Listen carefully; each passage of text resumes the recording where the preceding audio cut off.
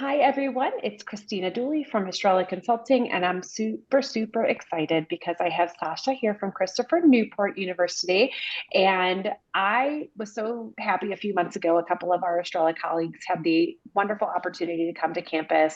They shared photos with us of everything that was amazing on campus and made us all want to just run right over there. So I'm thrilled that you're here today, Sasha, Oh, to chat with me a little bit and share with our families and students a little bit about what makes Christopher Newport such a great place and option for students. But before we kick off the detail pieces and specific things, why don't you share just like a general overview of tell us about Christopher Newport? That would be a great way to start. absolutely.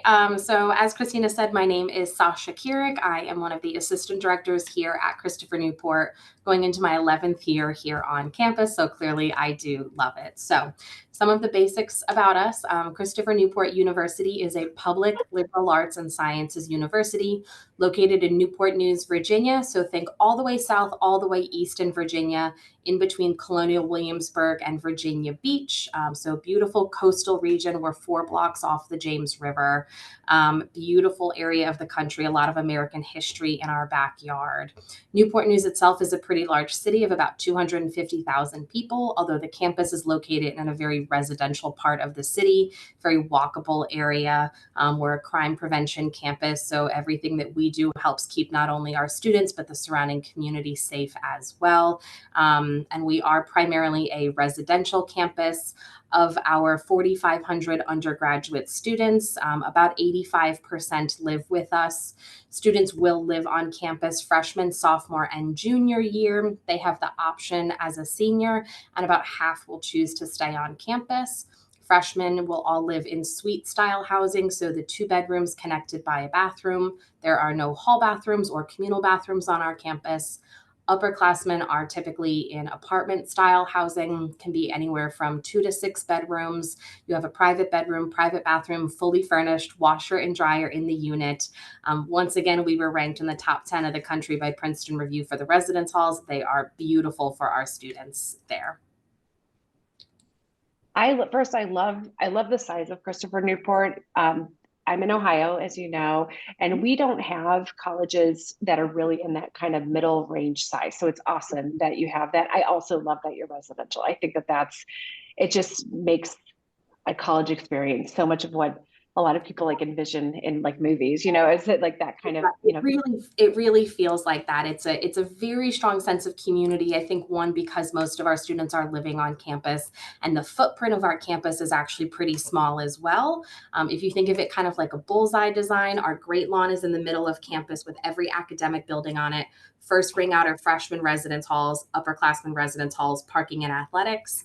So everything feels really close for our students as well, and they're able to build those really strong relationships because of the size of the university as well. I think it's that nice balance where there's enough people and enough things happening that there's always something going on, always new people to meet, but you're also going to see friendly faces that you recognize every day. I love that. Let's jump into academic stuff. Tell us about programs of that to highlight. What are some of the things that you feel like students absolutely need to know about the academic stuff at Christopher Yeah, Newport? absolutely. So first and foremost, our students do not declare a major until second semester sophomore year. So you have about 3.5 semesters when you get here to work with your academic advisor, who's going to be an upper level faculty member who, one, is trained to help students make that transition academically to college, but is also there to be a resource for students to talk about what are your interests, what are your goals, what classes are you liking, what are you not liking, and help students figure out what combination of programs is best for them. It's very common for our students to have double majors and double minors. There is a lot of flexibility within the curriculum on purpose. And once you officially declare a major as a sophomore, you're then assigned an advisor within that specific department. So someone who really knows the ins and outs of your fields and will be with you the rest of your time to get you through graduation. If you know what you want coming into the university, that is fantastic. You're ahead of the game. You're able to take all of those classes in those first 3 semesters. It's just not an official major until that sophomore year. Basically, meaning if you change your mind, we're saving you from doing some paperwork early on. One thing that's important to know about us, it is we are very much that liberal arts and sciences university. And so what that means to us is that when you graduate, we want to make sure that you're not only an expert in your chosen field, but that you're able to speak knowledgeably about a wide range of topics. You understand how your chosen field fits into the bigger picture of society, of the workforce, and you leave us with a broad set of skills that you can apply no matter what you do and what type of career you have. Things like how to analyze data, think critically, communicate effectively, leadership skills, technology skills, things we know that you need no matter what you do. And especially if you're in some of those STEM driven fields, a lot of it are going to be those people skills so that if you want to move into management type positions, you have the skill set ready to go for that. Now, having this liberal arts curriculum does not mean that there are specific classes that you have to take. There are broad requirements that you have to meet over your 4 years, some as a freshman, some as a sophomore, some as a junior, some as a senior. So it's meant to help you develop these skills, choose classes that sound interesting to you where you can build upon those and figure out how they fit within your specific major. We offer about 90 programs for our students to choose from. Obviously, all of them are wonderful, but some of the things that we tend to be best known for, one would be our business school. We offer degrees in accounting, finance, management, and marketing.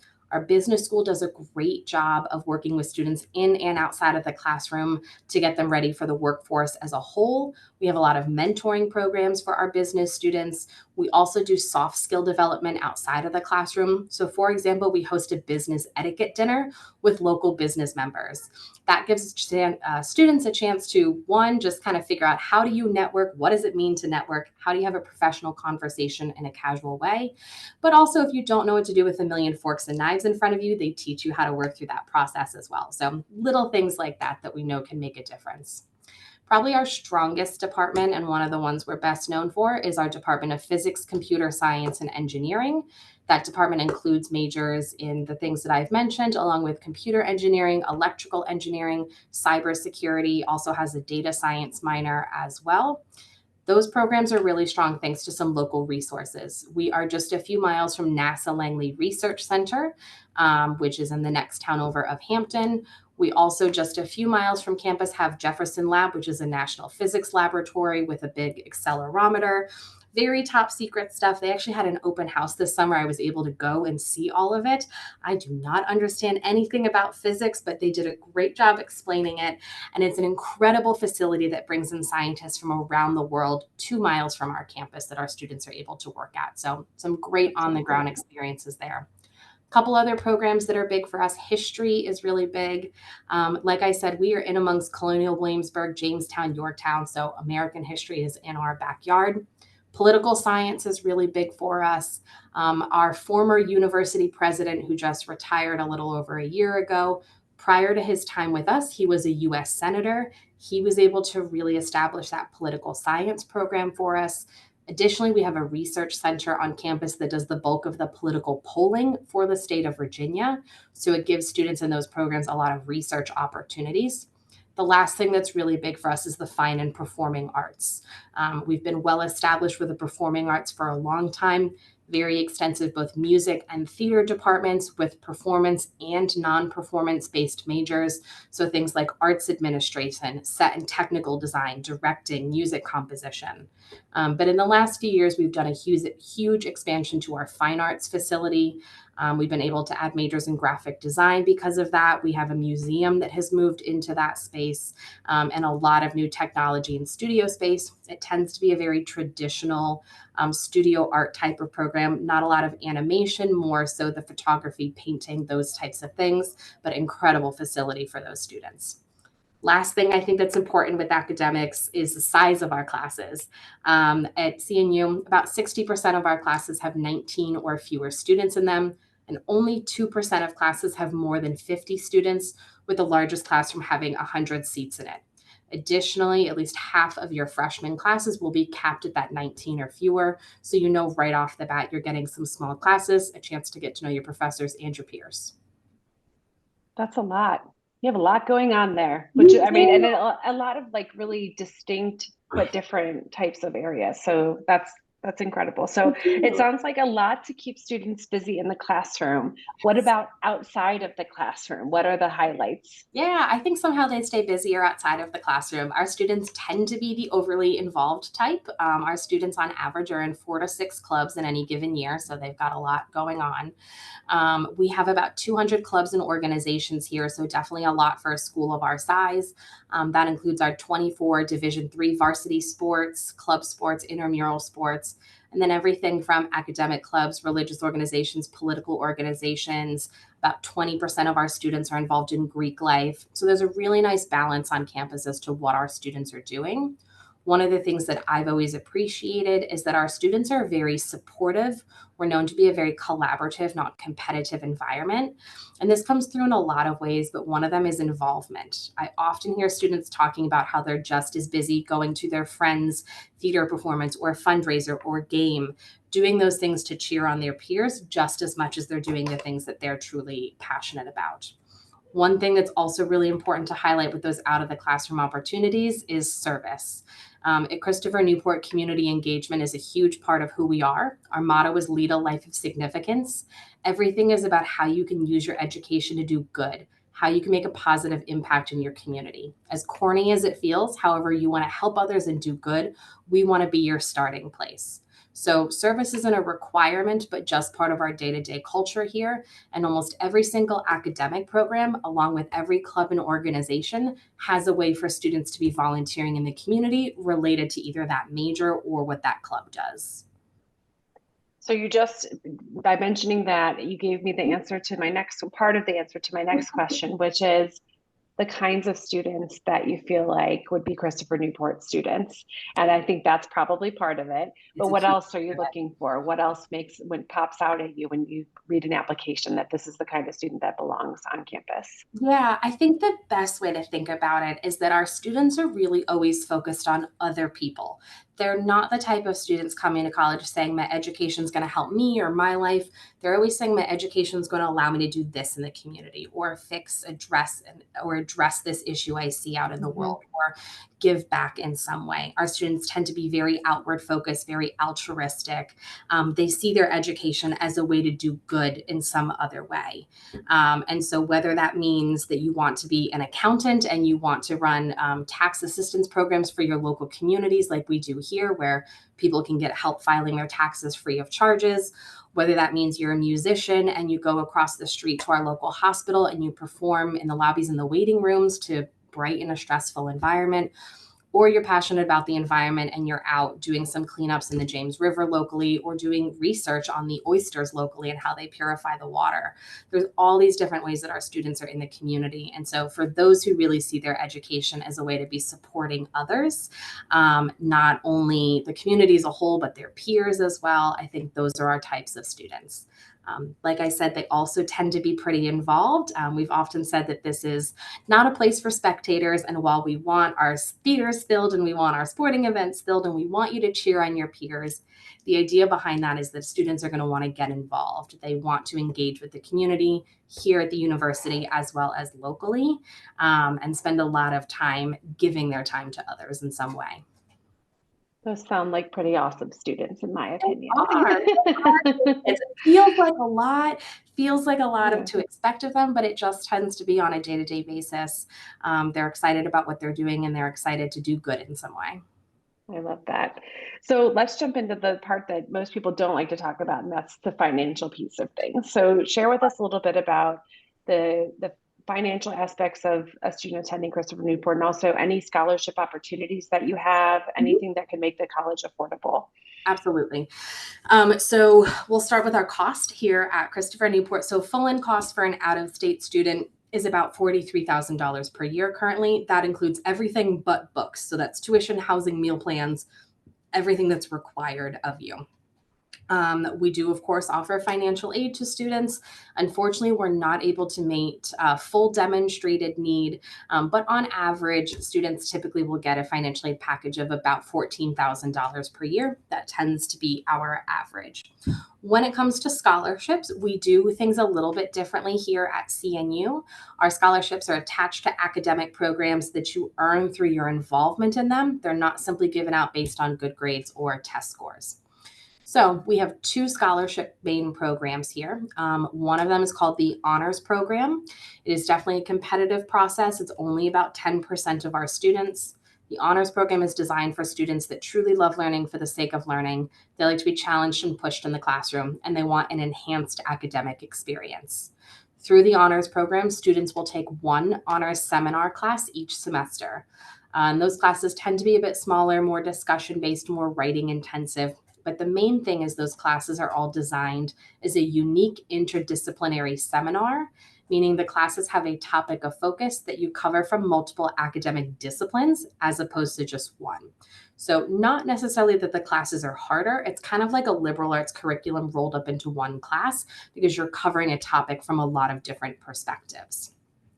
The second of our two scholarship programs is much more unique to us here and really kind of embodies who we are, and that's called the President's Leadership Program, or PLP. About a third of our students are involved in this, so it is a pretty big amount, and most students that are in the honors program are also in this leadership program. It's a leadership development program with both academic and extracurricular components. In this program, students are in a minor in leadership studies. So they're taking classes on the history of leadership, different theories and styles of it, as well as theories on how to be a good follower, since obviously nobody can lead 100% of the time. Second, students will attend a speaker series each year, usually 2 or 3 speakers a year, just leaders in a range of career fields, both on a local and a national level, to help our students better understand how they can implement the theories they've been learning about.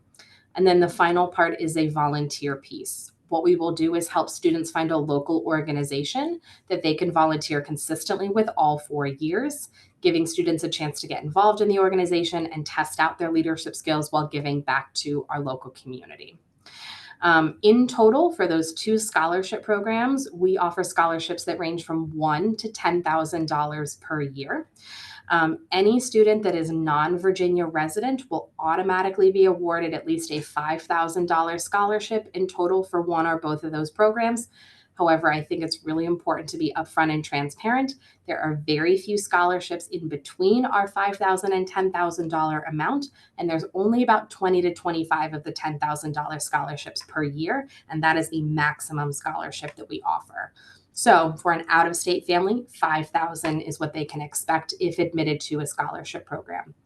We do, as of this past year, also have some out-of-state incentive scholarships that all you have to do is be not from Virginia, and that is an automatic $3,000 from us. So for most of our students who are receiving scholarship funds, they're seeing about $8,000 from us. There is the potential for those out-of-state scholarships to sometimes be $4,000 or $5,000, depending on grades, but 8 in total between those two scholarship options is going to be most common. There are also a few specialized scholarships based on academics. There are some for pre-med students. There are some for that Department of Physics, Computer Science, and Engineering, so also electrical engineering, computer engineering, cybersecurity. And then there are some service-based ones as well for the Bonner Service Scholars Program. So for those extra scholarships, is that an additional application that they'd be completing? Do they have to be nominated to apply for those? How does that work? Great question. So for the honors program and the President's Leadership Program, you do have to apply into those. If you're applying through the common application in the CNU section, you'll see that in the scholarships portion. Okay. We'll ask if you're interested. You have to check yes or no. If yes, it'll prompt you to answer a short answer essay question. Each one is a maximum 250 words. So very seriously, one paragraph. Not meant to be hard, just meant to give us some additional information that's a little bit more specific to those. Additionally, as part of that application process, students are required to have an admission interview. We encourage all of our students to interview anyways. They're available virtually and in person, but it is required for those scholarship program consideration. For the academic specific ones that I mentioned, those are things we contact students about after they've already been admitted. There usually is an additional essay that they have to complete, but by indicating an interest in things like engineering or cybersecurity or pre-med, they would be contacted about that process on the back end. So nothing you have to do up front for those at least. Okay, thank you for that. I asked the question about the application process for the honors and presidents because we maintain a pretty robust listing of, we call them hidden scholarships, but those Yep. are obviously, they're not hidden. It's just things that require additional A work on little. behalf of the student. And we update that list quarterly and it's on our website. And we want to make sure, I want to make sure that we include this on there so students are aware. So that's awesome. So you just mentioned, notifying students after the process, if they would be potentially a candidate for those other ones. So let's go to the application process and Yeah. tell me about what you're looking for in an applicant. Yeah, absolutely. So generally speaking, we're going to look for students with an A minus, B plus average, whatever that equates to a number at your school. Every school grades differently, weights differently, calculates GPAs differently. So for me, it's really looking at what types of classes you've taken and how have you done in those classes. And big picture, what I'm always looking for is growth and progression. We don't expect perfection. School is a learning opportunity, but we expect you to work a little bit harder every year. We expect you to find classes and subjects that you enjoy, that you're strong in, and push yourself a little bit more each year. So our hope is that every year during high school, your curriculum gets a little bit more challenging, working into the most demanding senior year schedule for that student based on their own interests and their own strengths, whether that means going from college prep classes into all honors classes or starting in honors and moving into AB, IB, whatever. Our hope is simply to see growth. Same type of thing with the grades. If they don't start off super strong, we understand there can be that learning curve. But generally speaking, our students are earning mostly A's and B's across the board. We look very heavily at senior year grades. We could require that students submit senior year grades throughout the year so that we can check in on you. Having strong senior year grades is the best way to increase your chances of being admitted. We're going to look very heavily at what you spent your last year of high school doing. Outside of that, we have got, let's see, what else? Oh, test scores, of course. So if you have SAT or ACT scores, we are more than happy to receive those from you. Our middle 50% typically have between an 1110 to a 1310 SAT. ACT is going to be a 23 to a 28. However, Christopher Newport has been a test optional institution for about 15 years at this point. It had nothing to do with COVID. It is nothing new for us. You are fully eligible for admission and our scholarship programs as a test optional candidate. And this past year, a little over 60 to 65% of students applied as test optional. So at this point, test scores are not the norm for us. Basically, if you've taken the exams and you're happy with your scores, go ahead and submit them. It's one additional piece of information for us to consider. And what about demonstrated interest? Are you guys looking at the how much do they love you piece? We do a little bit, but there's a caveat to that. So we do consider demonstrated interest in this process, but we recognize that not everybody is able to come to campus or meet with their admission officer, me. And so for us, those digital things are also going to count as demonstrated interest. The biggest one is doing the admission interview. We are very upfront about that. That process actually starts in June. So rising seniors can do it over the summertime. You don't have to wait until you've submitted an application. But that interview is going to be the biggest piece of demonstrated interest. But even if you're excited about the university and you're not able to come visit, if you send your admission officer, probably me, an email, that would count as well. So any of those interactions, whether you have questions or you just want to send me a quick email, hey, saw the university, I've applied, can't wait to hear from you. That little bit of extra effort can come into consideration. These days, for the most part, most students have some type of demonstrated interest that comes through at that point. So pretty much everyone's doing it at this point. But again, even doing a virtual tour or setting up a virtual meeting or just sending emails, we're going to take into consideration. We'll also take into consideration if a student does not live on the East Coast and has not had the opportunity to come and visit prior to submitting an application. We're not going to really consider demonstrated interest as heavily, considering we understand the limitations with travel. And so to schedule, if a student wants to schedule one of those interviews, do they just do that through the website? Is it an easy find on there? Okay. Yes. And if you end up in our system getting emails from us, trust me, we can communicate constantly about the importance of interviews for students that are applying either early decision or early action, both of which we recommend. The priority deadline to complete an interview is going to be December 15th. So when we close up for the holidays. So in theory, that means rising seniors have anywhere from June 1st to December 15th to get an admission interview done. Okay, awesome. And so best next step for a student if they're interested would be to go to the website, fill out an inquiry form, and that puts them into the funnel of getting all this great information and reminders about all the opportunities to do this stuff. Yes, the other little tidbit that I will leave as well is we are this year partnering with Niche and offering direct admission via Niche. So if your Oh, student has a profile on Niche, we may also pop up as an option for them there. And so that's another way to end up in our funnel in some way. If they've come across us via Niche, they may be able to get in touch with us through there too. okay, good to know. So my last question for you is my fun question, and that is you have been at Christopher Newport for some period of time and have certain have observed lots of fun traditions on campus. What is your favorite? What is the favorite one? So there's a few, and one is fresh in my brain because it just happened the other week. So our freshmen all come a week early before classes start for welcome week, and we have tons of things that are going on during that week for them. Some important, some just for fun. One of the really fun ones is the president of the university has this big university owned fancy house just a few blocks from campus, right on the river, beautiful. And so we host freshman dessert receptions over the course of 3 different nights during those first 2 weeks, where the freshmen get to go and get some really delicious desserts and sit out on this beautiful big lawn out on the river.